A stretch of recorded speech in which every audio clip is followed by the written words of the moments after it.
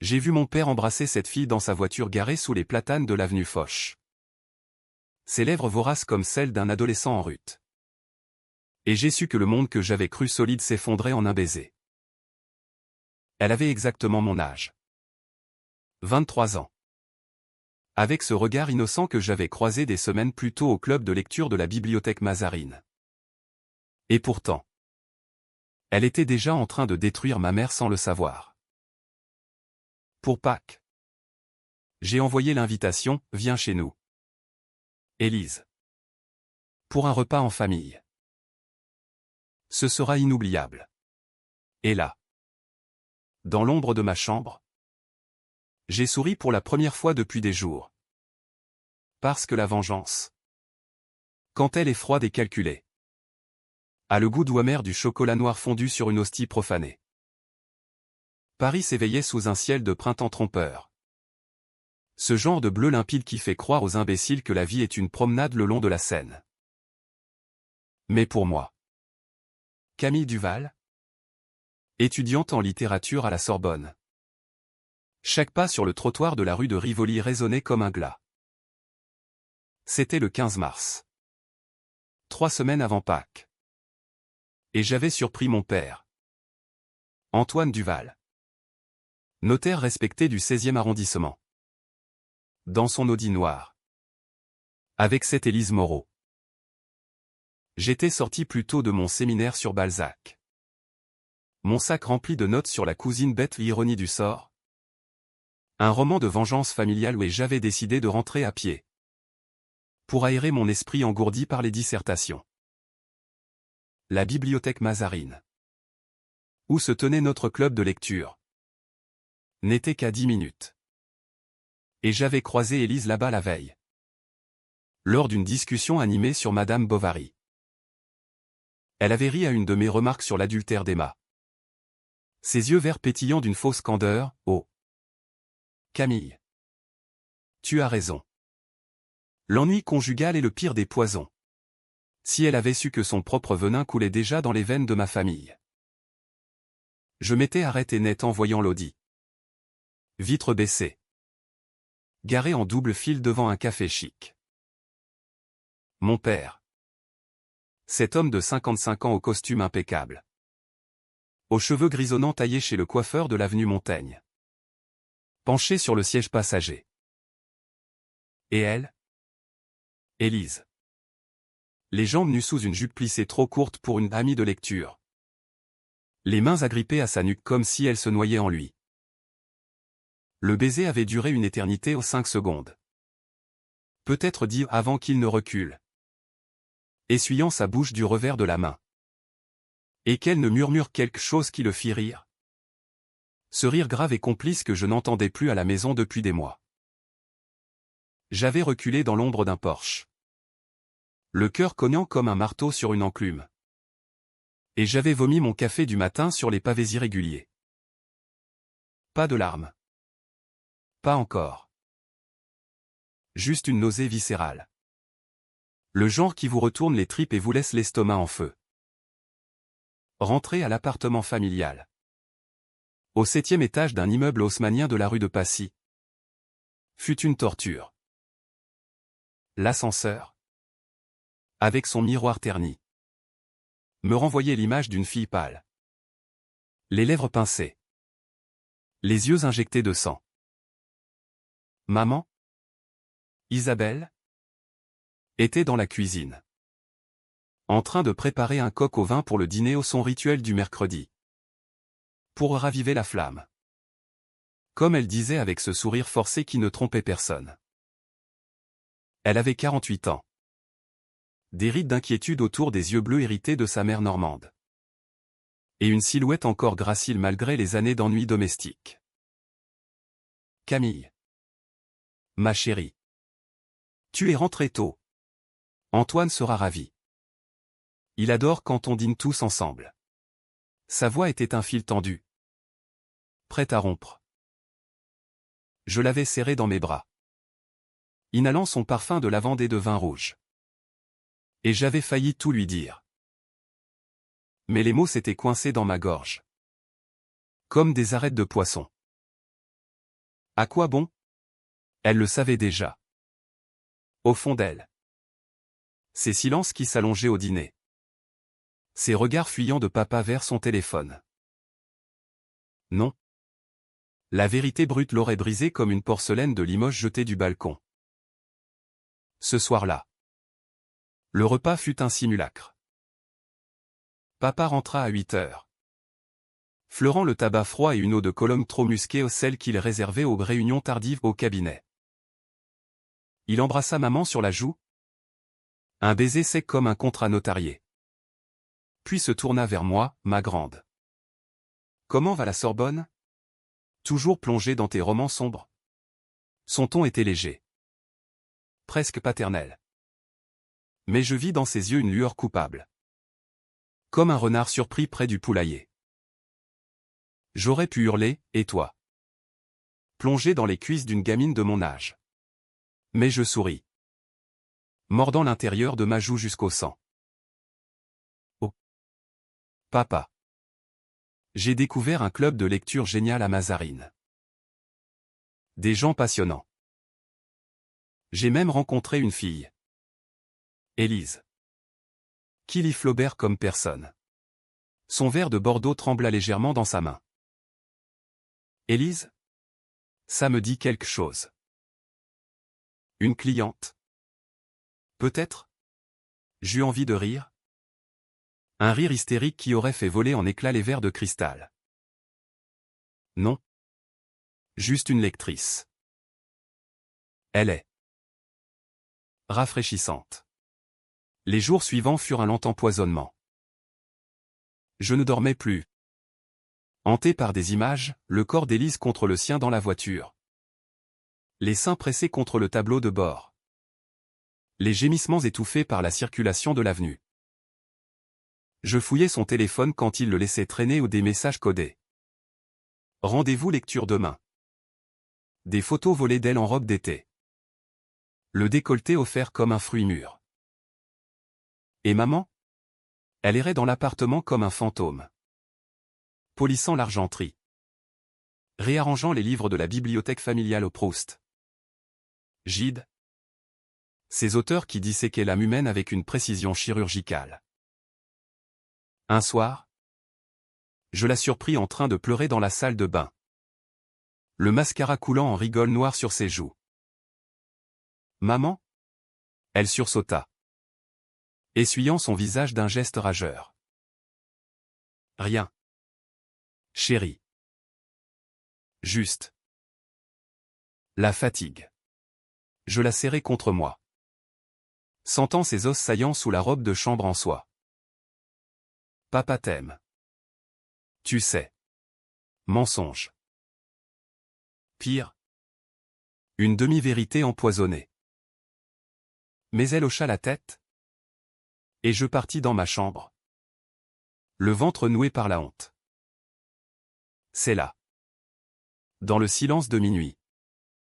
Que l'idée germa. Pas une vengeance sanglante. Non, je ne suis pas une héroïne de polar à la Simenon. Une vengeance française. Subtile. Psychologique. Comme dans les liaisons dangereuses de Laclos, un piège tendu avec des mots. Des silences. Des regards qui percent l'âme. Pâques approchait. Cette fête hypocrite de résurrection et de chocolat. Où la famille Duval se réunissait toujours chez nous pour un brunch somptueux, mimosa. Agneau rôti. Et des discours larmoyants sur l'amour éternel. Cette année, j'inviterai Élise. Officiellement, mon ami du club de lecture. Elle viendrait. Curieuse. Flattée par l'invitation d'une nouvelle copine. Et là, sous les yeux de maman, devant la tablée de tantes et d'oncles indifférents, je la placerai à côté de papa. Je les forcerai à se regarder. À feindre l'innocence. Pendant que le monde s'effritait autour d'eux. Ce ne serait pas du sang. Mais du fiel, la destruction lente d'un mensonge par la lumière crue de la vérité. J'envoyai le message le lendemain. Lors d'une pause au club. Élise était là. Perchée sur une chaise en bois sculpté. Un exemplaire de l'éducation sentimentale ouvert sur les genoux. Ses cheveux auburn cascadaient sur ses épaules nues. Et elle portait un chemisier blanc qui soulignait la courbe de sa poitrine, celle que mon père avait sans doute caressée des dizaines de fois. Élise. Écoute. Pâques. C'est bientôt. On fait un grand repas chez moi. À Passy. Viens. Ce sera sympa. Mes parents adorent les gens cultivés. Elle releva la tête. Surprise. Puis sourit de ce sourire carnassier qui avait dû ensorceler papa. Vraiment? Chez toi? C'est gentil? Camille. Tes parents. C'est qui déjà? Duval? C'est ça? Je hochai la tête. Le cœur battant. Oui. Antoine et Isabelle. Papa est notaire. Maman s'occupe de l'art. Tu verras. C'est une famille. Traditionnelle. Elle rit. Un tintement de clochette empoisonnée. Génial. J'amènerai du vin de Loire. Pour l'occasion. Parfait. Le piège se refermait. Les préparatifs pour Pâques devinrent mon obsession. Je passais mes nuits à ruminer. À disséquer les failles de mon père comme un professeur de psycho à la fac. Antoine Duval, homme d'ordre. Pilier de la société. Mais rongé par l'ennui d'un mariage de 30 ans. Il avait rencontré maman à 25 ans. Lors d'une expo à Beaubourg, elle. Conservatrice au Louvre. Lui. Stagiaire en droit. Un coup de foudre. Disait-il toujours. Mais je voyais maintenant les fissures, les voyages d'affaires à Lyon qui duraient une semaine de trop. Les factures de restaurant pour un. Les appels nocturnes qu'il prenait dans le couloir. Et Élise? Une stagiaire dans une galerie d'art du Marais. Ambitieuse. Affamée de vie facile. Elle avait dû le croiser lors d'une vente immobilière où papa gérait les biens des riches et le reste n'était qu'une danse de pouvoir, elle. La jeunette qui flattait son égo flétri, lui. Le patriarche qui se croyait invincible. Maman? Elle? S'activait comme une fourmi avant l'orage. Elle commanda des compositions florales chez le fleuriste de la rue de l'Annonciation ou des lys blancs et des tulipes jaunes. Symbole de pureté et de renouveau. Camille. Aide-moi à dresser la table. Et invite qui tu veux. Ma chérie. Tant que c'est du beau monde. Si elle avait su. Je hochai la tête, étalant les couverts en argent ciselé. Imaginant déjà le cliquetis nerveux des fourchettes quand Élise poserait sa main sur celle de papa sous la nappe. Papa. Lui. Feignait l'enthousiasme, Pâques. Le moment de se retrouver. J'ai réservé un gigot d'agneau chez le boucher d'Auteuil. Mais ses yeux glissaient sur moi. Suspicieux. Avait-il flairé le danger? Lors d'un dîner. Il me demanda, c'est Élise. C'est sérieux comme ami? Je souris. Piquant dans mon poisson. Très sérieuse. Elle lit comme une dévoreuse. Et elle est. Proche de ton âge d'étudiant. Papa. Il toussa. Avalant de travers. Le club de lecture devint mon terrain de chasse. 2 séances avant Pâques. Je cultivais Élise comme une fleur vénéneuse. On discutait de Phèdre de Racine, l'inceste. La passion interdite. La culpabilité qui ronge. Tu imagines? Élise. Aimer quelqu'un qui pourrait être ton père? Elle rougit légèrement. Baissant les yeux sur son livre. C'est destructeur. Oui. Mais parfois. L'interdit rend tout plus intense. Je notai mentalement, elle n'avait pas une once de remords. Au contraire. Une excitation fiévreuse. Lors de la pause café. Je glissais, papa est fan de Racine. Il sera ravi de te rencontrer. Elle haussa un sourcil. Ton père? Il lit du théâtre? Oh oui. Et il apprécie les jeunes esprits. Le hameçon était planté. Mais la nuit? Seul dans mon lit au drap de lin froissé. La rage me dévorait. Je revoyais maman. Ses mains tremblantes sur le piano où elle jouait du Debussy pour oublier. Je revoyais papa. Son corps massif s'affaissant dans le fauteuil Voltaire, feignant la lecture du Figaro tandis que son esprit vagabondait vers des cuisses juvéniles. Et moi? J'étais le catalyseur.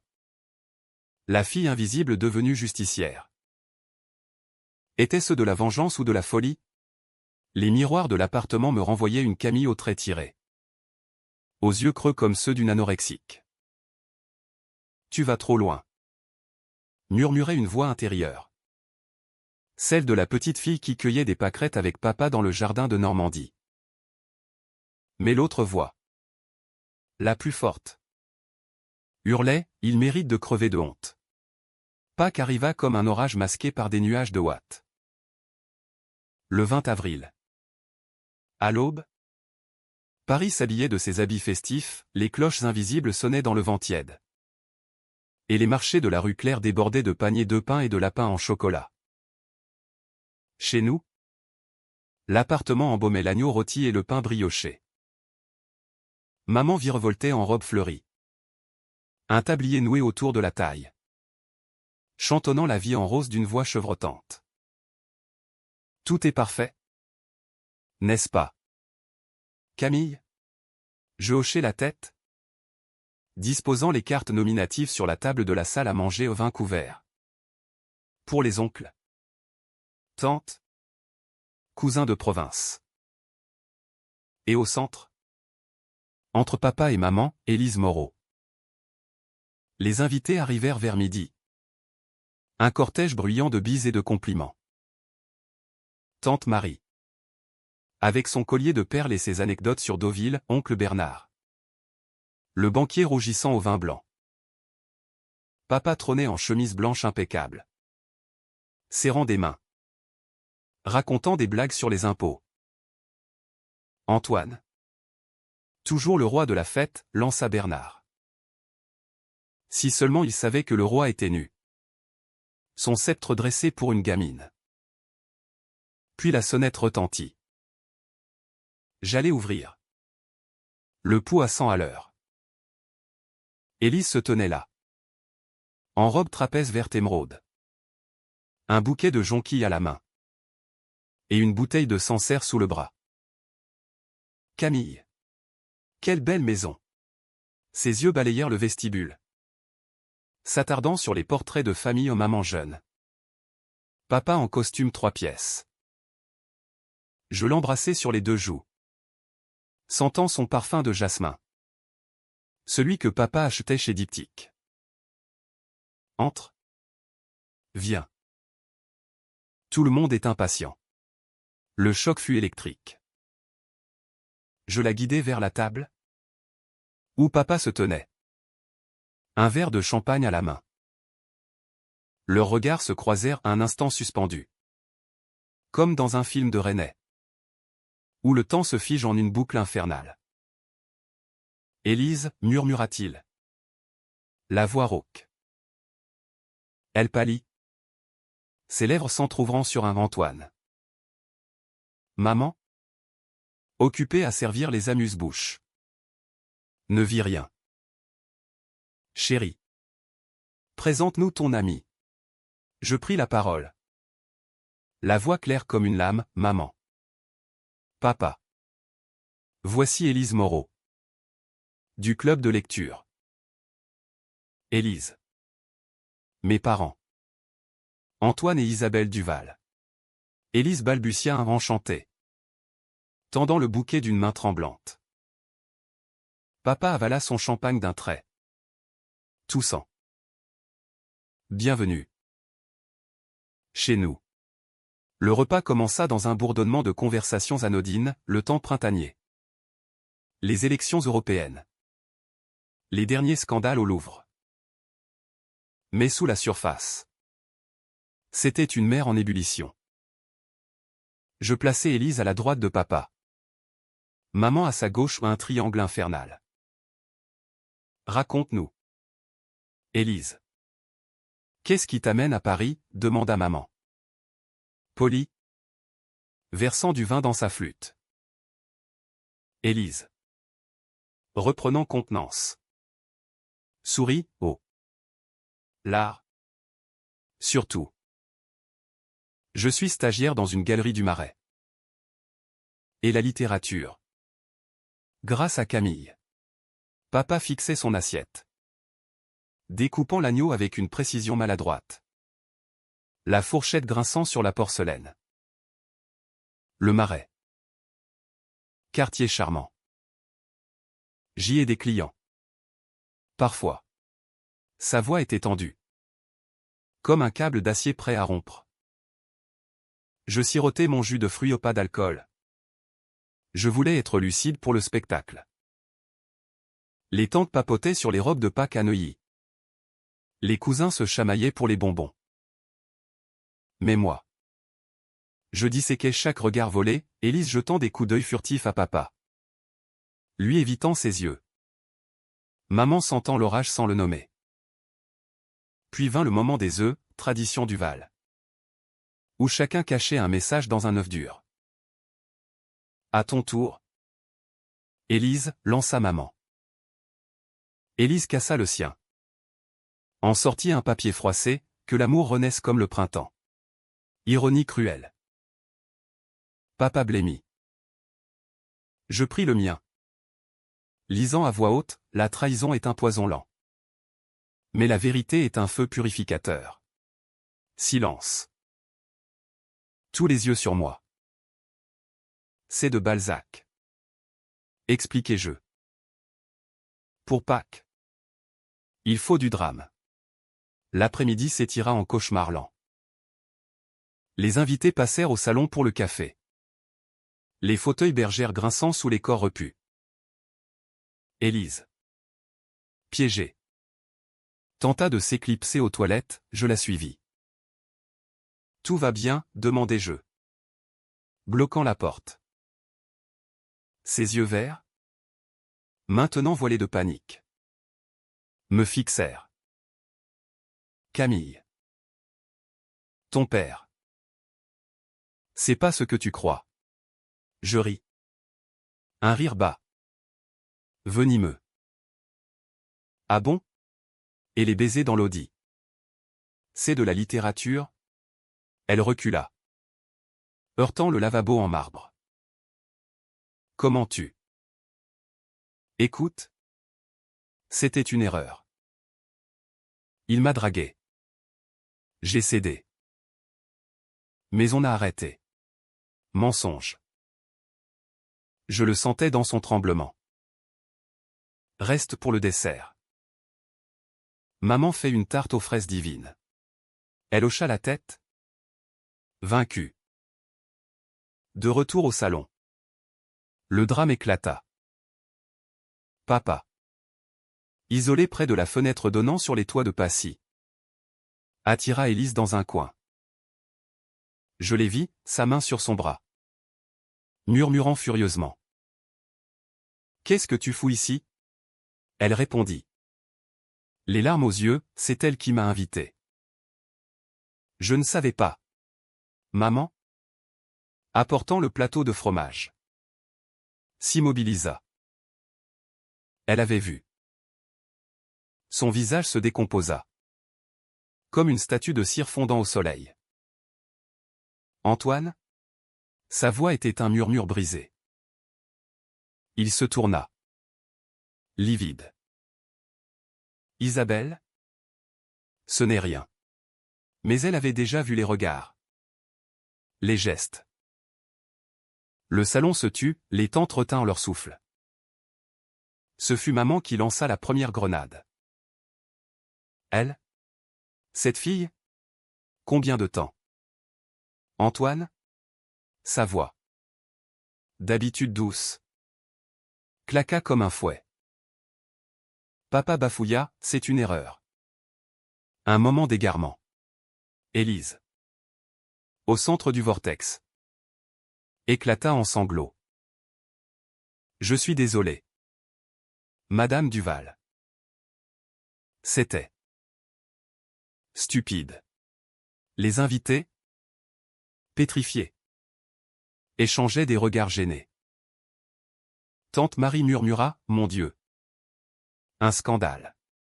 Je restai en retrait. Le cœur serré mais triomphant. La vengeance n'était pas douce, elle était acide. Rongeant tout sur son passage.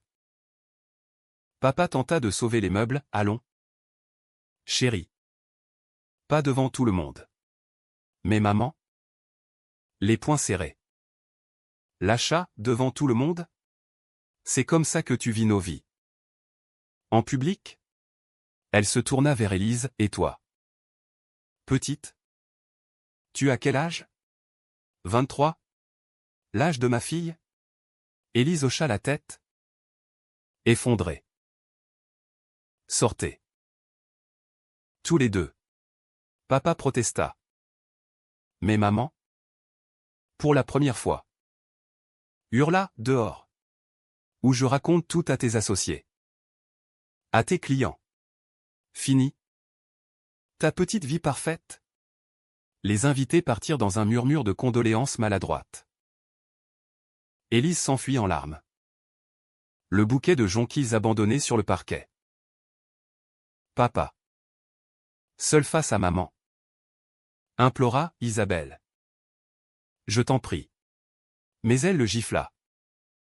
Un claquement sec qui résonna comme un point final. Va-t'en. Prends tes affaires. Demain. Tu signes les papiers. Il partit, traînant sa valise dans l'escalier.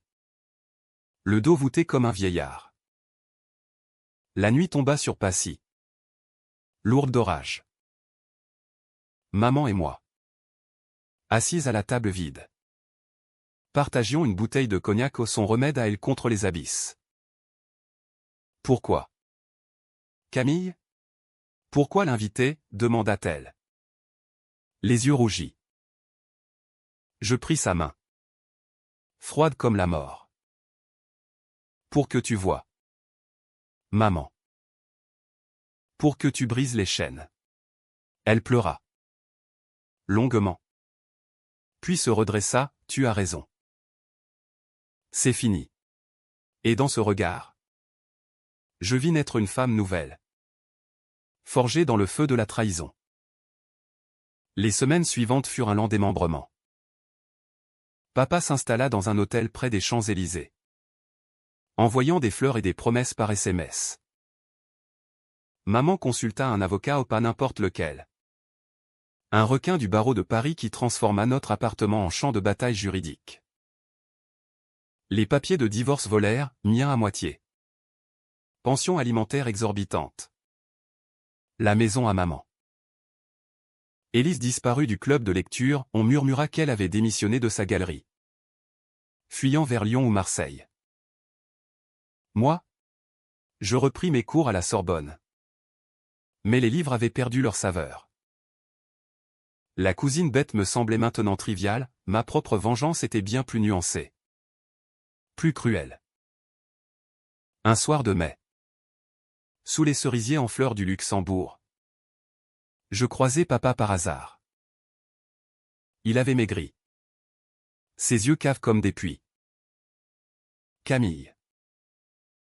Ma fille. Il tendit la main, je la repoussai. Pas ta fille. Plus maintenant. Il baissa la tête. J'ai tout gâché. Pour une illusion. Je le fixais. Impitoyable, l'illusion. C'est toi qui l'as choisie. Et Élise? Elle valait ta famille? Il secoua la tête. Brisé. Non. Rien ne valait ça. Maman? Elle? renaquit. Elle reprit son poste au Louvre. Organisa une expo sur les femmes trahies dans l'art français. Berthe Morisot. Louise Bourgeois. Lors du vernissage, elle leva son verre à la résurrection. Les vrais. Je souris. Enfin en paix. La vengeance n'avait pas guéri les plaies, mais elle les avait cautérisées. Et dans le miroir de la salle des fêtes, je vis une Camille forte, forgée dans le drame, prête à écrire son propre roman. Pourtant, dans les nuits solitaires, un doute me ronge, étais-je la justicière ou la bourreau? Avais-je sauvé maman? Ou détruit papa par sadisme? La réponse flottait. Insaisissable? Comme un mot oublié dans un poème de Verlaine. Mais une chose était sûre, Pâques 2025 resterait gravé dans nos âmes. Un œuf empoisonné que nul chocolat ne saurait masquer. Les jours qui suivirent le brunch de Pâques furent un brouillard épais. Comme si Paris elle-même s'était drapée d'un voile de deuil printanier. L'appartement de la rue de Passy. Autrefois un havre de rire fin et de dîner codifié. Résonnait maintenant d'un silence assourdissant. Ponctué seulement par le tic-tac de l'horloge comtoise dans le salon à un héritage de grand-mère. Symbole d'un temps immuable que nous avions brisé. Maman errait comme une âme en peine, ramassant machinalement les miettes de la table du destin. Polissant les couverts qui avaient servi de témoins muets à l'effondrement. Camille. Ma chérie. As-tu vu mes boucles d'oreilles? Celles avec les perles. Sa voix était un fil de voix. Fragile.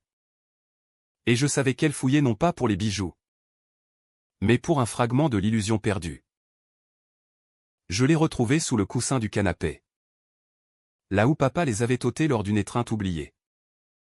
Et je les lui tendis sans un mot. Sentant le poids de cette découverte comme un caillou dans ma gorge. Moi. Je m'enfermais dans ma chambre. Face à l'ordinateur portable dont l'écran blanc me narguait comme une page vierge attendant son poison. J'écrivais non pas pour la fac. Où mes dissertations sur la condition féminine dans Zola s'empilaient en retard. Mais pour exorciser. Des lettres que je n'envoyais jamais, à papa. Listant ses trahisons comme un réquisitoire, à Élise. Disséquant son avidité juvénile comme une dissection anatomique. Tu as cru que son corps flétri valait un ticket pour la haute société? Erreur fatale. Petite oie blanche du marais. Les mots coulaient. Acide. Libérateur. Mais il laissait un vide plus grand. La Sorbonne devint un refuge précaire, lors des cours magistraux à l'amphithéâtre Richelieu. Je fixais le plafond voûté.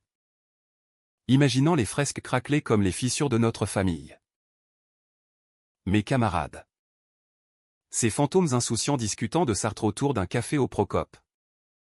Me semblaient appartenir à un autre monde, un monde sans pères adultères. Sans mère brisée. Papa appelait. Bien sûr. Les premiers jours. Des messages vocaux larmoyants, Camille. Laisse-moi expliquer.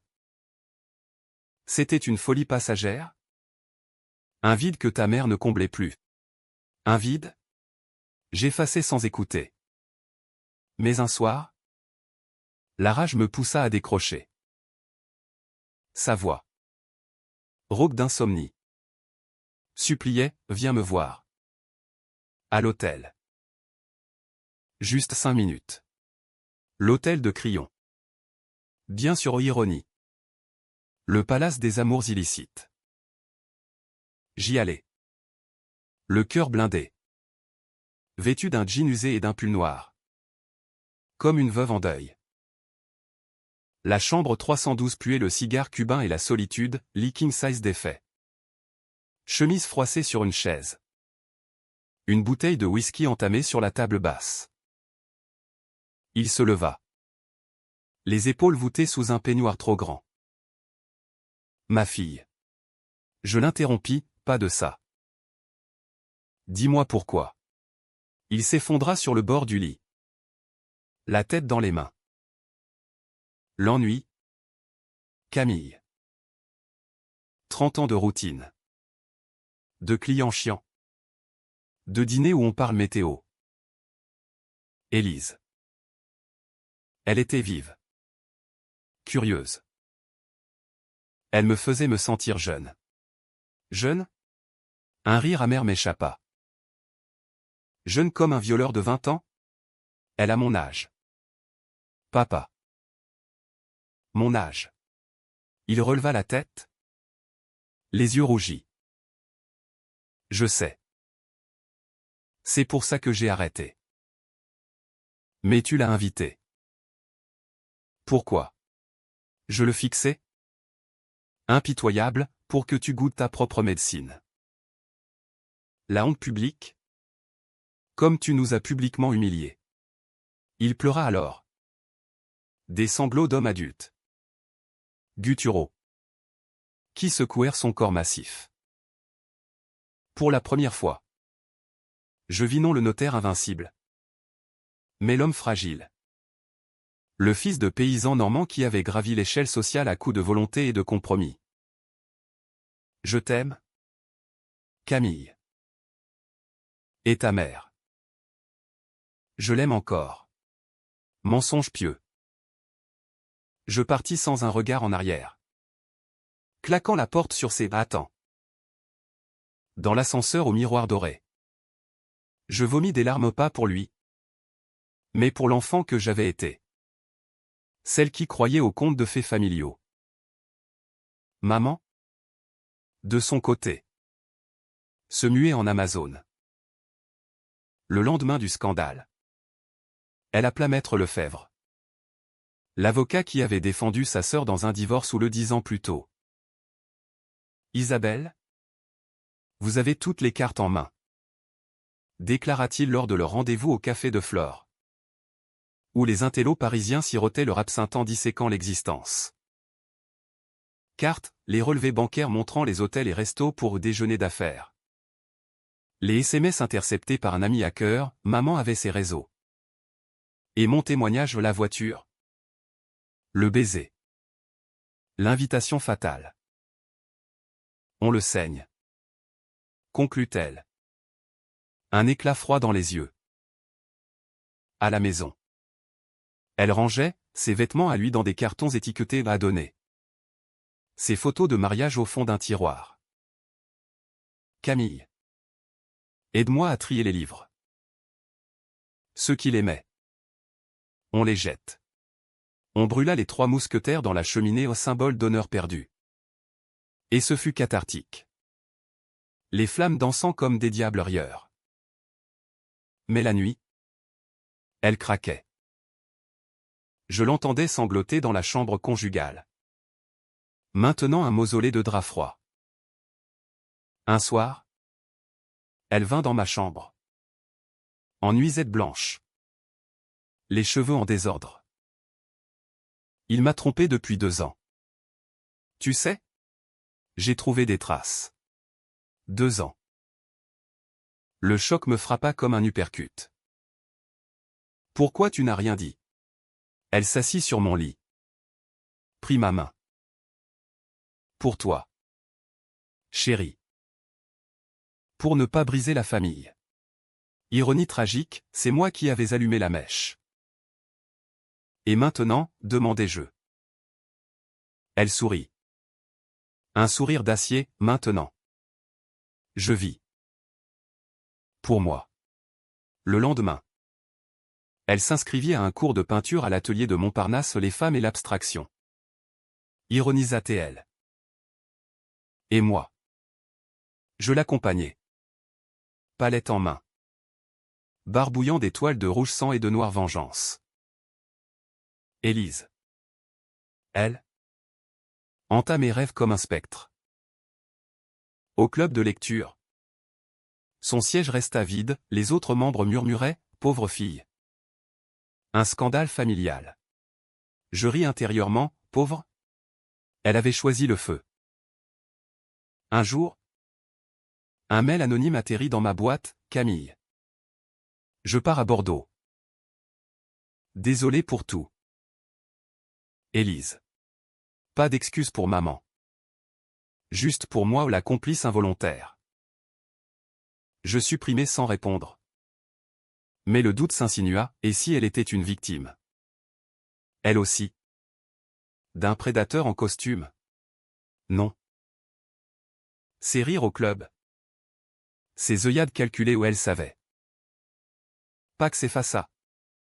Remplacé par mai. Moi des lilas et des manifs étudiantes. La Sorbonne bouillonnait de grève pour les retraites, je m'y perdis. Criant des slogans sur le pavé de la place de la Sorbonne. Sentant la rage collective comme un baume. Mais le soir, rentrant à Passy, le vide m'engloutissait. Maman et moi dînions face à face. Des salades tièdes et des silences lourds. Tu regrettes? Camille, demanda-t-elle un soir. Piquant dans une tomate cerise. Je posai ma fourchette. De l'avoir invitée? Non. De la douleur? Oui. Elle hocha la tête. La douleur forge. Comme dans tes livres. Vrai. Mais laquelle de nous était la héroïne? Et laquelle la victime? Papa surgit lors d'une visite impromptue. 2 semaines après. Il sonna à la porte. Un bouquet de roses thé à la main, celle que maman aimait. Subtil piège. Juste pour parler. Plaida-t-il. Maman le laissa entrer. Stoïque. Moi en retrait dans la cuisine. Le salon devint arène, Antoine. Les papiers arrivent demain. Signe.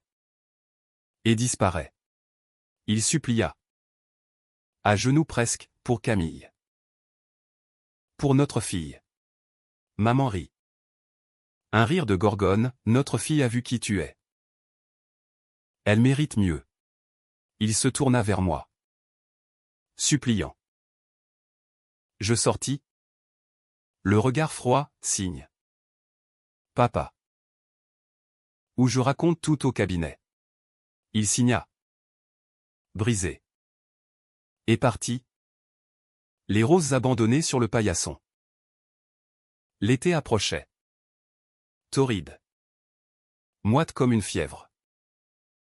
Maman et moi partîmes en Normandie. Dans la maison familiale, celle des étés d'enfance.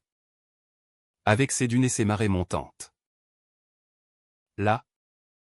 Sous le ciel laiteux. Nous marchâmes sur la plage de Deauville. Pieds nus dans le sable froid. Merci. Camille. Murmura-t-elle.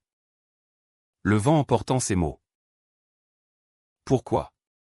Pour avoir osé. Je serrai sa main. Sentant pour la première fois la paix poindre. Fragile comme une coquille d'œuf intacte. Mais au fond. La cicatrice saignait encore. La vengeance avait libéré. Mais pas guéri. Et dans le miroir des vagues. Je me demandais, qui étais-je devenu? Une fille de France? Forgée dans le drame. Prête à affronter les tempêtes à venir. L'été 2025 s'abattit sur Paris comme une amante capricieuse. Alternant orages violents et journées étouffantes où l'air semblait suinter de regrets non dits.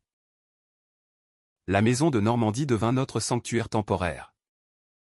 Un refuge de bois ciré et de souvenirs salés. Loin des pavés haussmanniens qui portaient encore l'empreinte de nos drames. Maman? Libérée des chaînes invisibles du mariage. Se métamorphosait jour après jour, ses cheveux. Qu'elle portait toujours en chignon serré. Cascadait maintenant libre sur ses épaules. Et elle riait, vraiment riait en ramassant des coquillages sur la plage d'Étretat.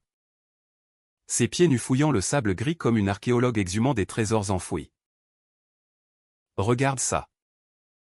Camille. Une ammonite parfaite. Comme notre nouvelle vie, spirale. Mais tournée vers l'avant. Je hochai la tête. Souriant malgré la boule au ventre. Car chaque vague qui s'écrasait sur les falaises semblait emporter un fragment de l'ancien monde. Mais en laisser un autre échouer. Puant le sel amer de la perte. Les appels de papa se firent plus rares. Espacés comme des hoquets d'un ivrogne en sevrage. Un message par semaine. D'abord suppliant, Isabelle. Parlons. Pour le bien de tous. Puis accusateur, tu me détruis. Avec ton avocat sanguinaire. Maman les lisait à voix haute lors de noter sur la terrasse face à la mer. Un rituel nouveau où le vent du l'argent portait les échos de sa voix. Pauvre Antoine. Ironisait-elle, versant le darjeeling fumant. Il croit encore que l'argent rachètera son honneur.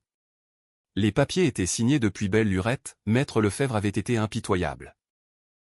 Arrachant à papa non seulement la moitié des biens, l'appartement de Passy, la datcha en Bretagne, mais aussi une pension qui le forcerait à rogner sur ses cigares et ses whisky single malt. Il vivra comme un homme normal, conclut maman. Un éclat victorieux dans les yeux. Normal? Pour lui, c'était la chute dans les enfers bourgeois. Moi, je lisais voracement sur la plage, emmitouflé dans un châle contre le crachin normand, dévorant l'adultérat de Grazia de Leda pour comprendre les abysses de la trahison. Les personnages. Ces Siciliens passionnés me renvoyaient à notre propre saga, la femme blessée qui se venge par le silence. L'homme qui implore en vain. Mais Élise hantait les marges de mes pensées. Un fantôme aux lèvres pulpeuses et au regard fuyant. J'avais googlé son nom un soir d'insomnie. Éclairé par l'écran luminescent de mon téléphone, un profil LinkedIn fantôme. Une photo d'elle souriant devant la scène. Légende stagiaire en art prête pour l'aventure. L'aventure. J'aurais pu l'appeler. Lui cracher ma haine au visage. Mais à quoi bon? Elle était le symptôme. Pas la maladie. Pourtant. Un soir. Un texto anonyme, Camille. Je suis à Caen. On peut parler? Élise. Mon cœur s'emballa. Parler? Pourquoi? Une absolution? Je la rencontrai dans un café miteux de la place Saint-Pierre. Loin des touristes. Où l'odeur de friture masquait les relents de café froid. Elle était changée, cheveux coupés courts. Un tatouage frais sur le poignet et une plume d'oie. Symbole ironique de littérature. Merci d'être venu, murmura-t-elle. Les yeux baissés sur sa tasse de thé. Je m'assis. Raide. Les bras croisés comme un bouclier. Quoi? Élise? Tu veux des excuses? Ou me dire que c'était son idée? Elle releva la tête. Les yeux rougis au pas du maquillage. Des vraies larmes. C'étaient les deux. Il m'a approché à une expo. M'a offert un verre. Parlé de sa vie parfaite qu'il étouffait. J'étais flatté. Idiote. Puis. C'est devenu une habitude. Une habitude. Comme fumer. Ou tromper sa femme. Je serrai les poings sous la table. Et maman? Tu y as pensé? Une seconde? Elle secoua la tête. Non. C'est ça le pire. J'étais égoïste. Accro à l'adrénaline. Ton invitation. C'était comme un coup de poignard. Je ris. Amer. Bien. C'est ce que je voulais. Elle pâlit. Tu l'as fait exprès? Oui. Pour qu'il paie. Silence. Puis, je pars à Lisbonne. Nouvelle vie. Désolé? Vraiment. Elle se leva. Laissant un billet froissé. Je ne la retins pas. Dehors. La pluie normande lavait les pavés, je marchais des heures. Sentant pour la première fois une fissure en moi, la vengeance avait touché l'innocent. Ou du moins le faible. De retour à Paris en septembre. La Sorbonne reprit son rythme effréné. Un tourbillon de conférences et de nuits blanches qui masquaient à peine le vide. Maman, rayonnante dans son rôle de conservatrice, organisa une expo choc au Louvre, Femme en rupture de Frida Kahlo à Orlan. Lors du vernissage. Sous les dorures du carrousel du Louvre. Elle leva son verre de champagne rosé, à celle qui se relève des cendres. Les critiques du monde applaudirent, papa. Apprenant la nouvelle par un ami commun. Envoya un mail, fier de toi. Isabelle. Et de Camille. Fier? Trop tard.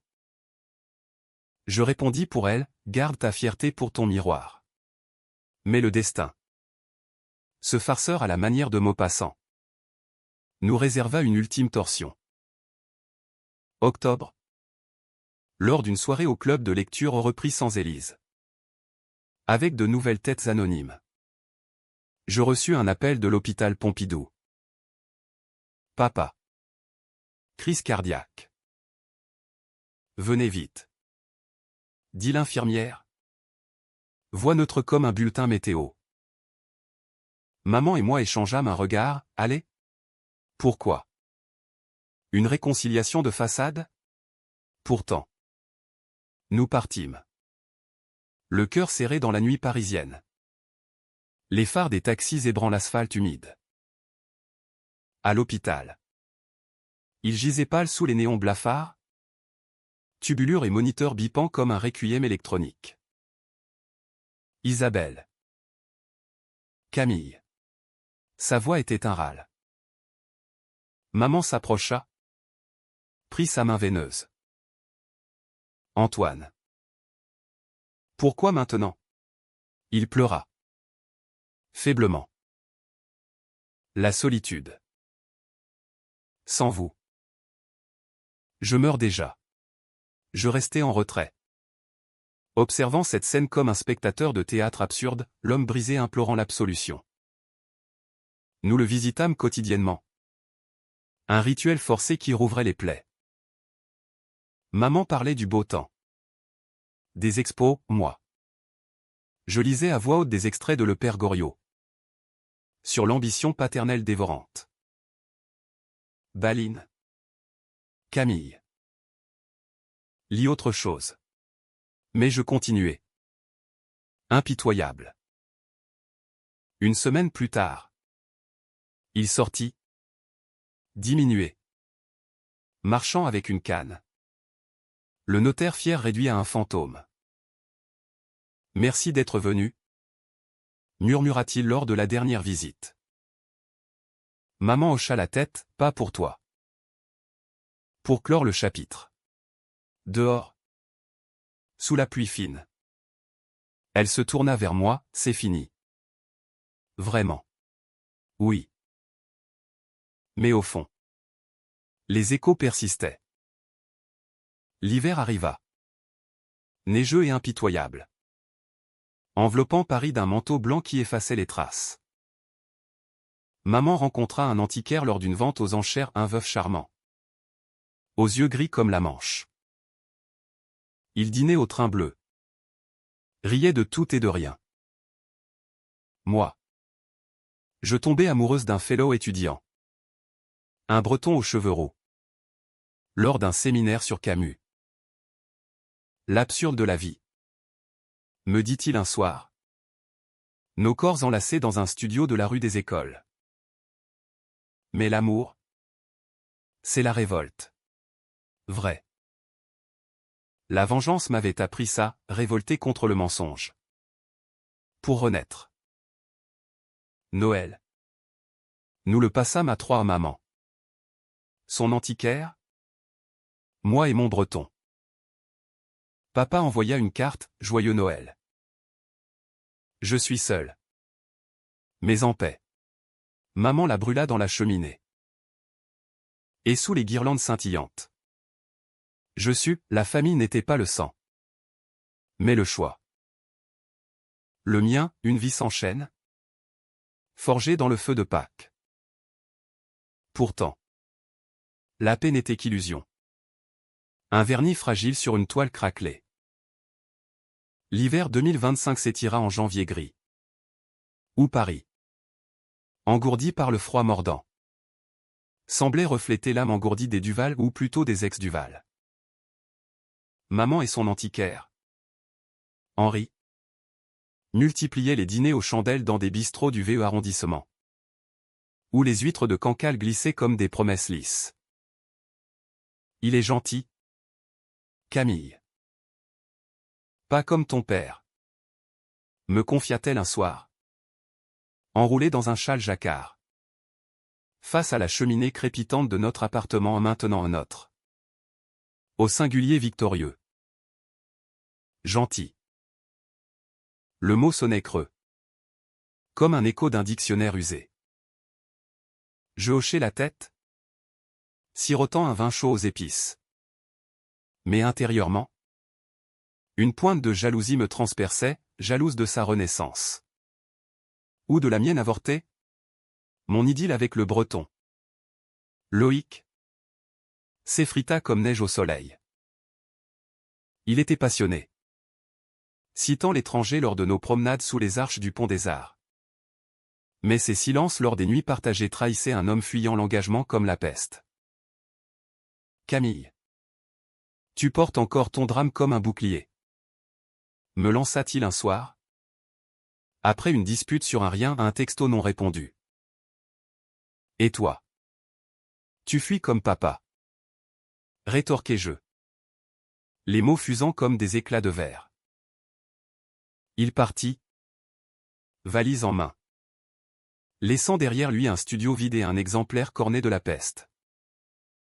Seul, je pleurais pour la première fois depuis Pâques. Non pas pour lui, mais pour la fille que j'aurais pu être sans la trahison, insouciante, ouverte. Pas cette forteresse de rancune. Le club de lecture reprit en février, sous un ciel bas et plombé qui pesait sur les toits de zinc parisiens. Les chaises en chêne de la bibliothèque Mazarine grinçaient sous les derrières impatients. Et le thème du mois où les liaisons dangereuses semblait un clin d'œil moqueur du destin. Autour de la table ovale, des visages nouveaux, une prof de lycée aux lunettes rondes, un retraité bedonnant fan de Valmont. La manipulation psychologique, c'est l'arme des faibles, déclara la prof, disséquant les lettres de Merteuil. Je hochai la tête, muette, mais intérieurement, je revivais mon propre jeu, l'invitation piégée. Les regards tendus à la table de Pâques. Étais-je Merteuil? La vengeresse calculatrice? Ou Valmont? Piégé par sa propre toile? La discussion s'enflamma, le retraité défendit, la vengeance libère. Libère? Chez moi. Elle avait laissé des chaînes invisibles? Des nuits hantées par le visage déconfit d'Élise. Le claquement de la gifle de maman. Papa. Lui, sombrait. Des rumeurs filtrèrent via tante Marie. Cette commère aux perles éternelles, ton père boit. Ma pauvre. Et le cabinet. Il parle de démission. Je l'appelais. Un soir de pluie battante. Le tonnerre roulant sur la tour Eiffel comme un avertissement divin. Papa? C'est moi. Silence? Puis sa voix éraillée, Camille. Merci. Nous parlâmes une heure pas de reproches. Juste des banalités, le froid. Les bouquins. Je lis du Simenon. Maintenant. La neige était sale. Ça me ressemble. Je ris. Malgré moi. Change de genre? Alors. Lis du Prévert. Pour l'espoir. Il promit. Et raccrocha avec un « je t'aime ». Fille. Pour la première fois. Je crus qu'il pourrait renaître. Mais le printemps ramena les fantômes. Mars. Anniversaire de maman en 49 ans. Un âge qu'elle fêta par une expo solo à la galerie de Henri. Des toiles abstraites où le rouge saignait en forme tourmentée. C'est toi. Ces couleurs, demandai-je. Admirant un tableau titré Fissure. Elle sourit, et toi? Notre histoire. La soirée fut un succès. Critique du Figaro élogieux. Mais au milieu des toasts, Élise apparut. Élise? Oui. Silhouette élancée en robe noire. Cheveux courts soulignés d'un foulard Hermès cadeau de papa. Sans doute. Elle s'approcha. Verre de chardonnay à la main. Isabelle? Camille. Félicitations.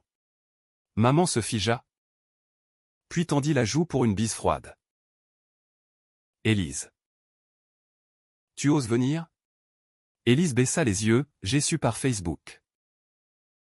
Je voulais m'excuser. Publiquement? Si tu veux. Le salon bruissa, Henri. Sentant l'orage. S'interposa. Mais maman? Magnanime dans sa victoire. Répondit, pas besoin. Va. Et ne reviens pas. Élise partit. Taillement de talons sur le parquet ciré. Mais ses yeux croisèrent les miens, pardon? Chagrin? Je ne sus. Mais une fissure s'ouvrit en moi où la vengeance absolue n'existait pas, elle laissait des ombres. Avril. Pâques revint. Moqueur. Cette année. Pas de brunch familial. Mais un dîner intime chez Henri, agneau provençal.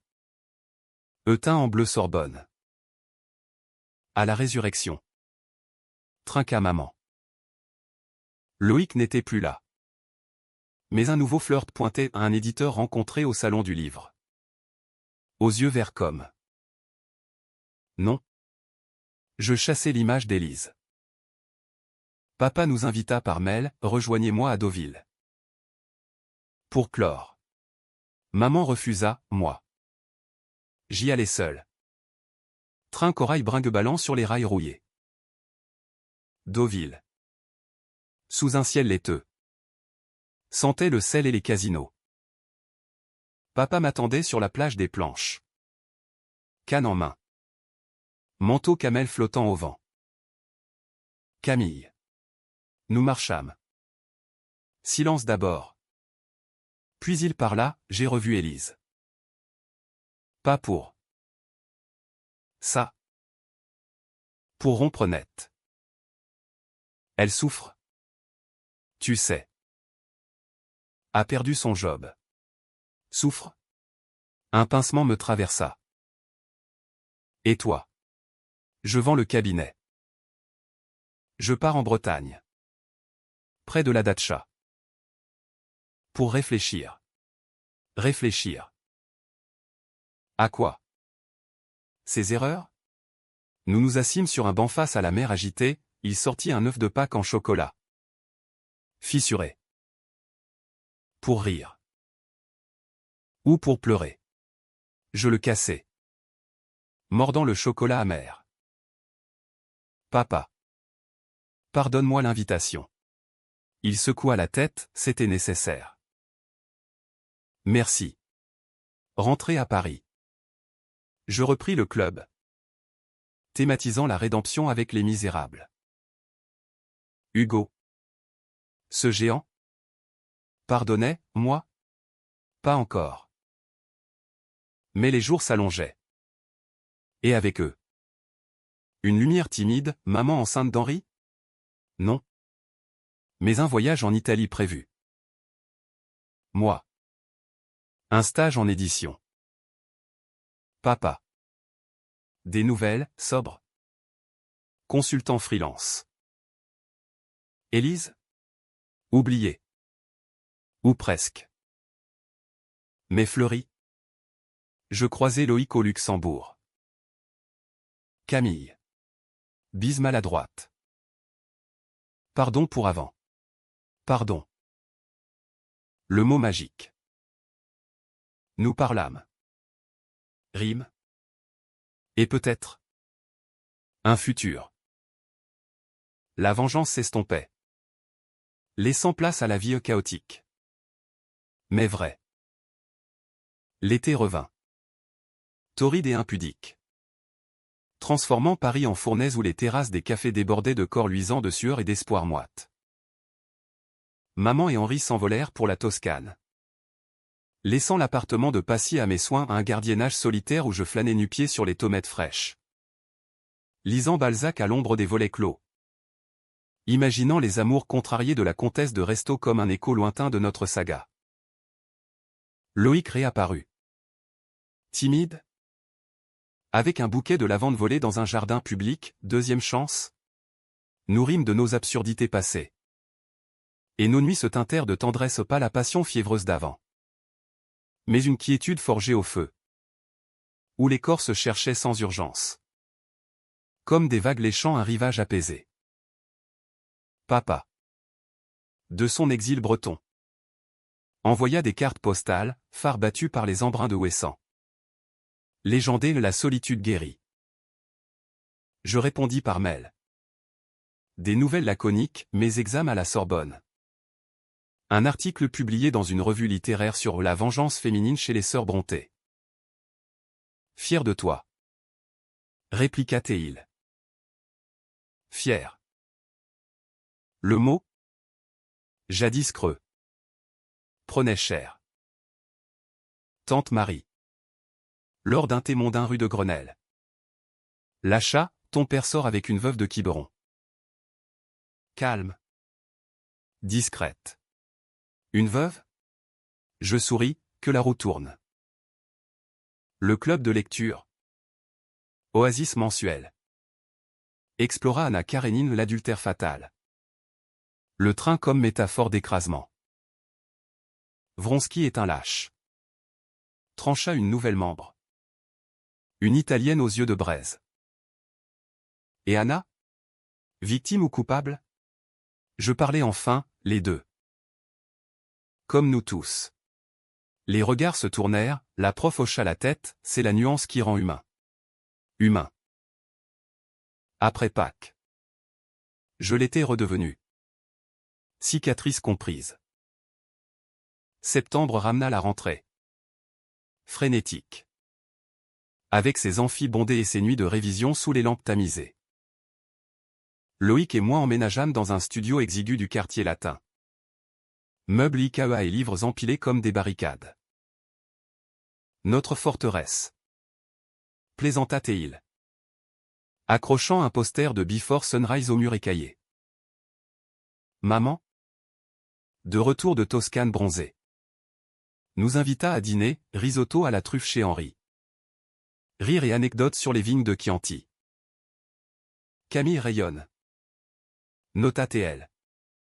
Serrant ma main sous la table. Rayonnante? Oui. Le poids s'était allégé. Octobre. Un appel d'Élise, Camille. Je suis à Paris pour un job. Café? Hésitation? Puis oui. Au Fouquet's. Sous les marronniers jaunissants. Elle était métamorphosée, tailleur pantalon chic. Cheveux en chignon sophistiqué. Un anneau d'argent à l'annulaire fiançailles? Nouveau départ. Expliqua-t-elle. Commandant un thé vert. À Lisbonne. Puis rentrer ici. Thérapie. Tout ça. Thérapie.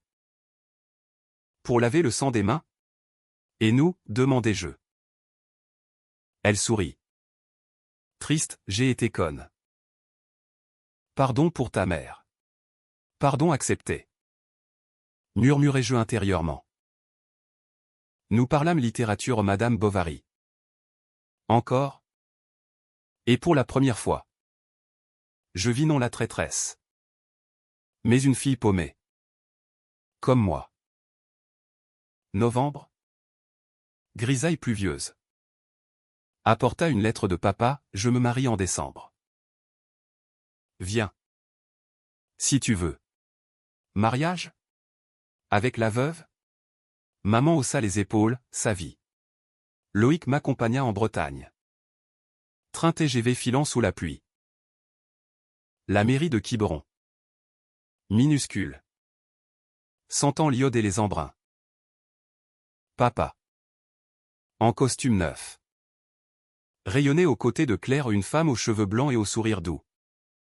Ancienne infirmière. Ma fille. Me présenta-t-il. Voix émue. Bise. Accolade, Loïc serra des mains. Lors du pot. Sur la plage. Papa me glissa, merci pour Pâques. Ça m'a sauvé. Sauvé? La vengeance? Sauveuse? Décembre? Noël sous la neige rare. Nous réunîmes pas tous. Mais maman? Henri? Loïc? Moi. Et un appel de papa. Joyeux Noël.